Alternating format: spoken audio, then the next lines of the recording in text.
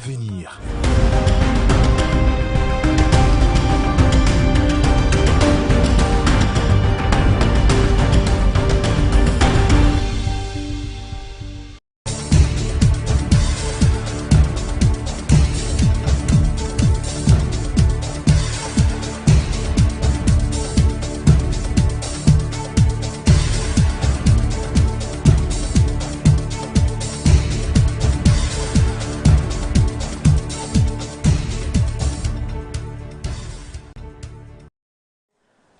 It's Monday, September 15th. Ladies and gentlemen, good evening and welcome to the English newscast on Info Television.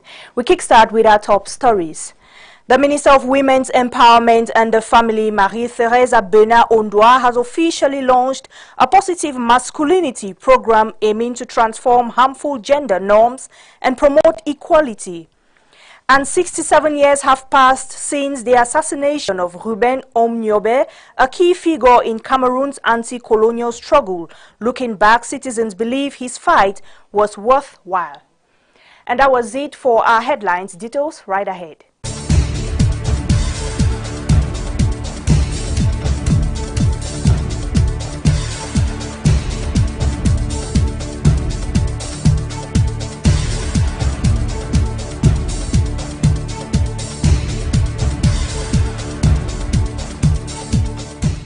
Welcome back. And as you heard in one of our lead stories, the Minister of Women's Empowerment and the Family, Professor Marie-Thérèse Abena-Ondoa, has officially launched a positive masculinity program aiming to transform harmful gender norms and promote equality. The ceremony, which held this September 15 in Yaoundé, seeks to engage men and boys in championing women's rights and empowerment, as you tell us in this report, Agnes Ayuk. The Minister of Women Empowerment and the Family, Marie-Thérèse Abena-Ondoa, on September 15, 2025, officially launched a positive masculinity program. This was under the theme, Transforming Harmful Concepts of Gender and Masculinity and Combating Gender-Based Violence and Women's Rights Violations. This underscores the commitment to fostering an environment of respect and equality for all genders. The theme of this meeting will be developed with a view to understanding and analyzing how men can, through their actions and behavior, become pillars of gender equality and active partners in the fight against violence on women and girls, on gender-based violence. The launching ceremony took place in Yaoundé and was hosted in collaboration with the Women Leaders Network for the Transformation of Africa,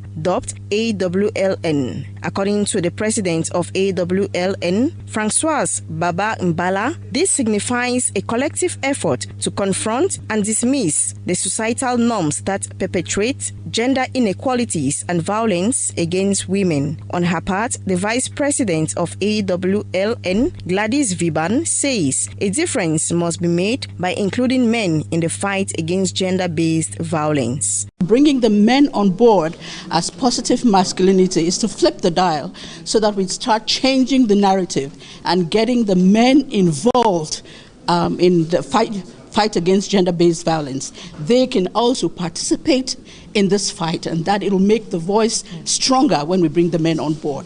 Positive Masculinity program is designed to mobilize and train men and boys, encouraging them to champion gender equality and actively participate in the empowerment and development of women and girls. Gender-based violence is deep-rooted in cultural norms, and we cannot achieve long-lasting prevention if we are leaving out men and boys.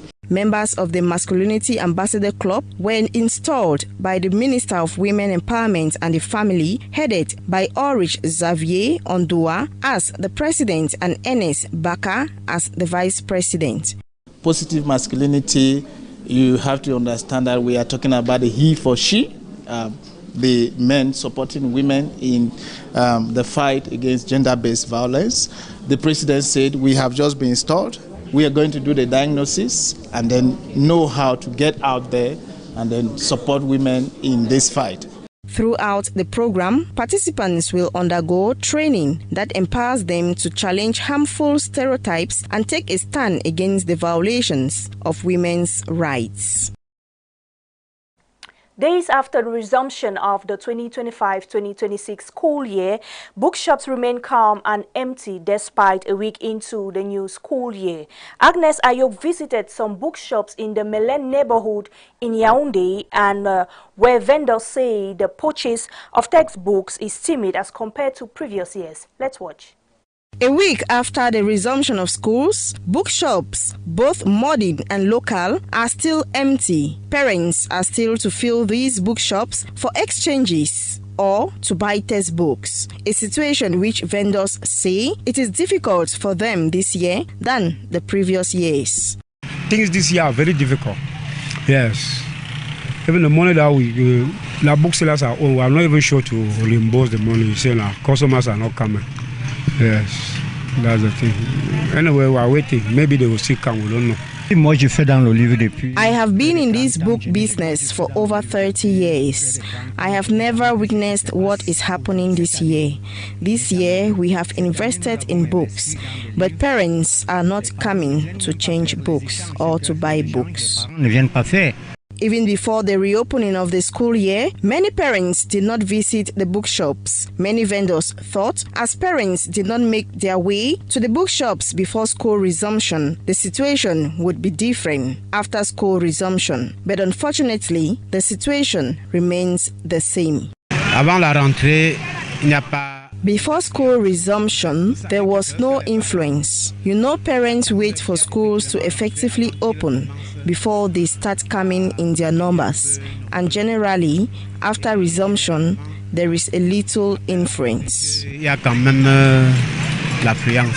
As the school year unfolds, this vibrant atmosphere serves as a reminder of the importance of literature in academic life and personal growth, as books inspire and transform young minds.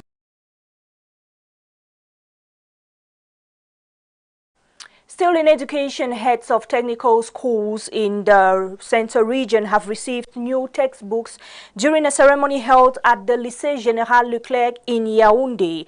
The initiative is aimed at ensuring efficient learning materials in these schools.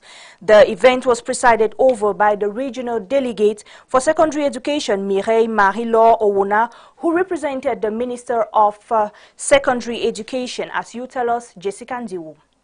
The outlook is brighter for technical schools in the Centre region. On September 13, 2025, heads of schools received new textbooks during the ceremony at Lycée Général Leclerc in Yaoundé. The event was chaired by the regional delegate for secondary education, Mireille Marie-Laure Owona, representing the Minister of Secondary Education. It was very important that these books be given to these technical schools because they did not have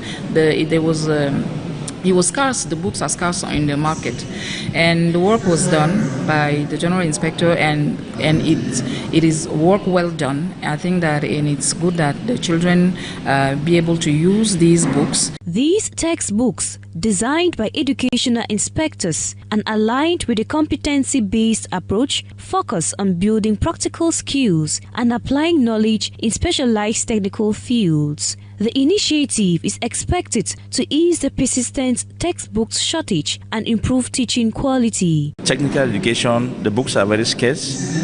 And then secondly, the parents, the minister thought it wise to solve this problem. We have a problem. We have reformed our curricula for technical and vocational training, and we thought that it became necessary that we should come out with books to enable the teachers, as the trainer and the trainee, to have access to modern technological tools. We're going to go digital, so that these digital tools could be uploaded into our database, so students and teachers could have direct access. An intervention that comes at just the right time for school heads. Say thank you for our excellency. We will use the book very well for our students. By equipping technical schools in the center with textbooks tailored to the new competency-based approach, MINESEC reaffirms its commitment to modernizing technical education and preparing young people for the demands of the job market.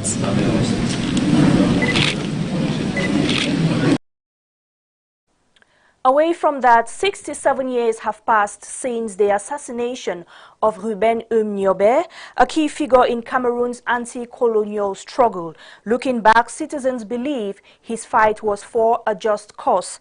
The reactions were compiled in the following reports.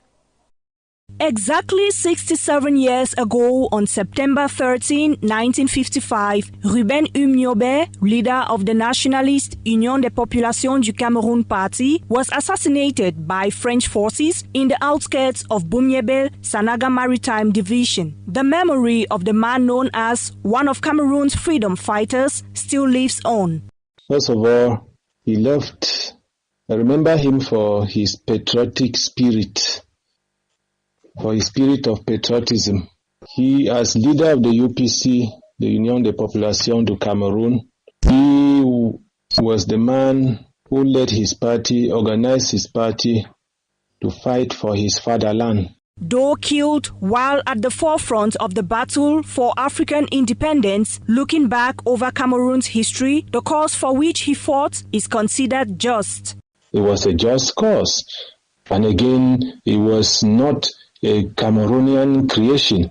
It was at a time when every other people or every other territory in Africa and around the world that was still under foreign rule was against the foreign suppression. Ruben Nyobe, to some, even in death, still embodies resilience and the quest for independence. As the October 12 presidential elections approaches, the Minister of Transport and head of the CPDM Central Committee Permanent Delegation in the Sanaga Maritime, Jean-Ernest Masina Ngale Bibehe, has collected over 150 million CFA francs in campaign funds. The fundraising event held at the CPDM headquarters in Edea under his leadership. Details in this report. On September 13, 2025, Jean-Ernest Masina Ngale Bibehe, Minister of Transport and head of the CPDM's Permanent Divisional Delegation in Sanaga Maritime, mobilized 150 million CFA francs to support the presidential campaign of the CPDM candidate Paul Biya. Party members and sympathizers in the region responded enthusiastically, contributing collectively to ensure Biya's path to victory. Sanaga Maritime peut être fier de ses fils et de ses filles. 150 millions pour un appel. Sanaga Maritime can be proud of its sons and daughters. The 150 million francs CFE raised today at the divisional level is the largest contribution ever recorded in such circumstances. This marks the start of the fundraising drive. The minister is confident that promises will be fulfilled and contributions will continue, helping reach the campaign's target budget. With 1 week remaining, the determination of the CPDM activists in Sanaga Maritime remains strong. De la détermination des militants et militantes du RDPC en Sanaga Maritime. Jean-Ernest Masina Ngale Bibehe, head of the CPDM's Permanent Divisional Delegation in Sanaga Maritime, expressed satisfaction at the strong show of support which signals promising prospects for upcoming victories. Nous avons fait preuve aujourd'hui, une fois de plus, d'un sens de solidarité. Today, we have once again demonstrated an unmatched spirit of solidarity. I sincerely thank the CPDM activists in the Sanaga Maritime for this strong show of support, which encourages all 11 sections to lead the campaign confidently, as the President emphasized. C'est vraiment une satisfaction que je présente ici. The official campaign will start in Sanaga Maritime once the Central Committee declares its position. Each section will have a communication officer to reach all audiences. Comme nous l'a rappelé le président régional, le lancement sera départemental. The campaign will first be launched at the divisional level, then at the local level to reach all targets. On election day, every CPDM voice and even competitors will rally behind our candidate, Paul Biya. We remain vigilant and call for responsibility and discretion throughout the process. Beaucoup de responsabilité et de rester serein. In Sanaga Maritime, professionals will handle fundraising. The minister urges everyone to honor their pledges to reach the 415 million budget for the presidential campaign. Enterprise creation within 72 hours in Cameroon, mystified by some, is a reality. Within less than 72 hours, entrepreneurs can boast of possessing documents attesting the creation of business entities in the country. Phillips Enchi visited a business creation formality in Yaoundé and brought back the following report. Offices are busy, files with stamps classified, personnel continue to render services to Cameroonians as youth pursue their objectives in creating an enterprise at the Business Creation Formality Center within 72 hours in Yaoundé. A procedure mystified by some Cameroonians, claiming to be a difficult task and hindering the promotion of small and medium-sized enterprises in the country, is unknown to the administration. Here at the Business Creation Formality Center in Yaoundé, we create two types of enterprises, notably an establishment, which is a physical person, and the SAL, which is a moral person. 72 hours is very effective, despite some minor difficulties we usually encounter at the site of the Directorate of Taxation. But once the files are completed and deposited, the following day, the files are sent to the competent jurisdiction and it is brought back to the Trade and Personal Consumer Credit Registry, which is also called the RCCM, which is the birth certificate of the enterprise, meaning the enterprise was created in 24 hours.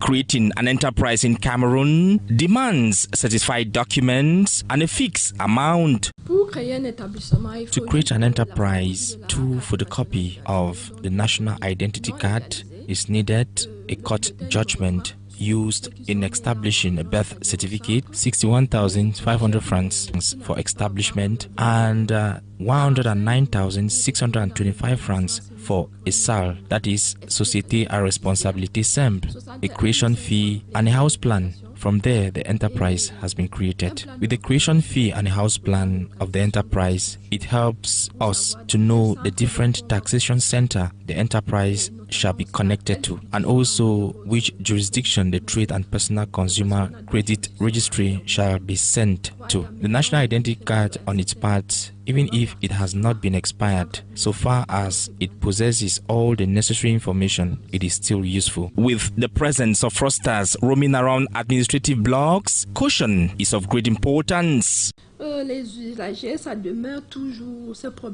We also encounter some problems with our users, most especially the problem of third parties. Some of these entrepreneurs prefer to meet some individuals out of our services, thinking they will facilitate things for them. And these people do not work with us. They receive huge amount of money from Cameroonians. When things go sour, these entrepreneurs return to us for verification. So it is advisable to come meet us directly. That is why we are here. We are being paid for this. Economists are worried about the reluctance of Cameroonians creating an enterprise despite the modalities at their disposal. In Cameroon, there are entrepreneurs or individuals who do not adhere to procedures put in place by the business formalities. What we have in Cameroon is an informal economy. There are people who have decided to remain in this domain with the notion that if they create an enterprise, they will be overtaxed by the government. So some of them decide to stay in the informal sector. Even when the government builds stores for people to rent, some prefer the roadside, believing they will be taxed. Meanwhile, that is not the case. It is profitable to get yourself registered and benefit from the state. Despite mystifying the procedures for creation, some Cameroonians find it easy to get through. I am here presently to create my enterprise. Everything is almost done. They are very fast and competent in what they do. I did what was asked of me. All the necessary documents needed were delivered, and I pay my fee. At the center, in a few minutes, everything is good, and very soon my document will be out.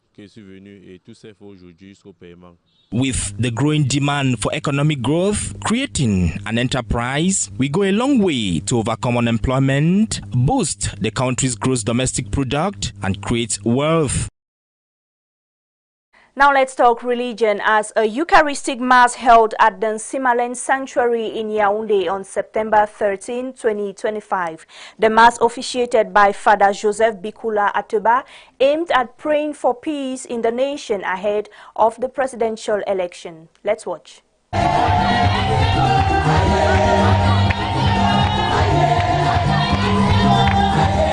Prayers for peace and supplication for God's mercy over the nation. Catholic faithful gathered in their numbers at the Sanctuaire Notre-Dame du Pilier de la Paix in Simalen in a Eucharistic Mass officiated by Reverend Father Joseph Bikula Ateba, who called on Christian faithful to be beggars of peace, especially during this election period.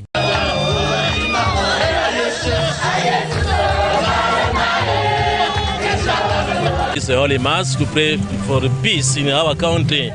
The Archbishop, His Lordship John Barga, asked us to pray and to embrace everyone on us to pray for the peace in our country. You know, we are going through this very last month before the October 12th, the elections of presidential elections in our country.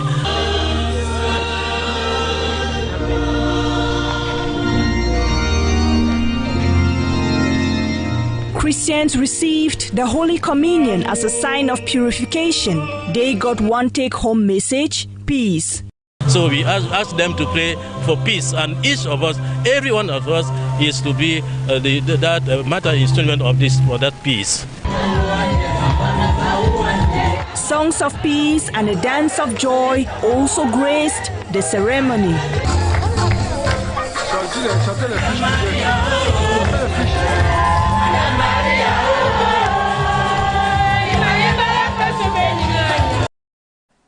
And on to this information just coming in, the Minister of Territorial Administration, Paul Atanganji, held a security and evaluation meeting with administrative and security officials of the Central Region this Monday. The meeting was aimed at evaluating the preparedness of both administrative and security officials for the October 12 presidential election. In his opening declaration, Paul Atanganji called on the administrative and security officials to be alert and vigilant before, during, and after the election in order to maintain peace and social cohesion. In order to do this, they should share security information to preempt disorder. He called on political stakeholders to exercise caution and show a sense of responsibility in their public outings. More on this and let's now listen to an excerpt of Minister Paul Atanganji.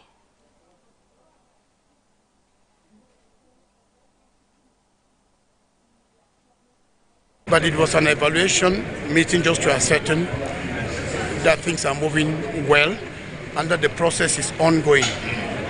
The electoral season was launched with the presidential decree that convened the electorate, and after that the candidates were validated by the Constitutional Council, and now we are in the heart of the elections. So last week we had a meeting with LECAM to discuss on the process. We had all information as to what has been done and what will be done in the next few days.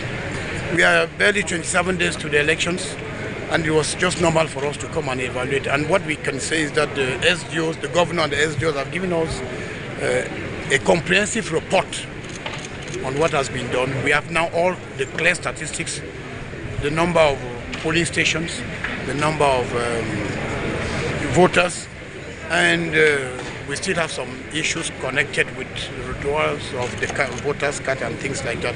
But so far so good. I think that the information, we can say that 85% things are on the right track.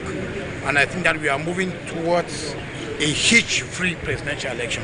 I've said it time and again, President Paul Biya has given firm instructions that the presidential election of 2025 must go on hitch-free in a serene environment. And that information from the Ministry of Territorial Administration ends our news for tonight. But before we go, a recap of our top stories. The Minister of Women's Empowerment and the Family, Professor Marie-Thérèse Abena-Ondoa, has officially launched a positive masculinity program aiming to transform harmful gender norms and promote equality. The ceremony held this September 15 in Yaoundé and seeks to engage men and boys in championing women's rights and empowerment. And 67 years have passed since the assassination of Ruben Umniobe, a key figure in Cameroon's anti-colonial struggle. Looking back, citizens in Yaoundé believe his fight was for a just cause. Ladies and gentlemen, thanks very much for watching, and that does it for our news for tonight. Stay in the company of our programs as Claudian Sarr comes for the news in the French language at 8 p.m. Have a good evening.